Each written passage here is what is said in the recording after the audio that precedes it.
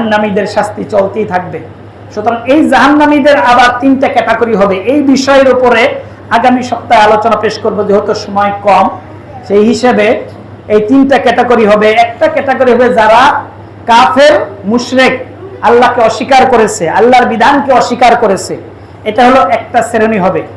দ্বিতীয় নম্বর শ্রেণী হবে মুনাফিক, মাঝে মাঝে ইসলামে থেকেছে, মাঝে মাঝে কুফরি করেছে, এদের একটা শ্রেণী। আরেকটা শ্রেণী হবে ফাসিক, যারা মুসলমান, মুমিন, কিন্তু নিজের নফসের তাড়নায় পড়ে, বন্ধু বান্ধবের পালায় পড়ে, সমাজের চাপে পড়ে, বিভিন্ন ভাবে তারা অন্যায় অপরাধের সাথে লিপ্ত ছিল, কিন্তু ঈমান ছিল, তাদের আল্লাহর উপর ঈমান ছিল, রাসূলের উপর ঈমান ছিল, কিন্তু এই ঈমানে, এই নিবিড় ঈমান দিয়ে তাদেরকে জান্নাত লাভে সহযোগিতা করে নাই।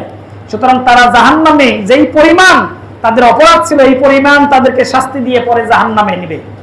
এবং সর্বশেষ যেই ব্যক্তি জাহান্নাম থেকে যাকে উত্তোলন করে জান্নাতে দিবে, তাকে কি পরিমাণ সম্মান আল্লাহ পাক করবেন, এই বিষয়ের উপর আগামী সপ্তাহে ইনশাআল্লাহ একটি গল্প বলবো। আপনারা আসবেন তো ইনশাআল্লাহ? শুধু নিজেরাই আসবো না বন্ধু বান্ধব নিয়ে আসবো? বন্ধু বান্ধব নিয়ে আসবো। একটি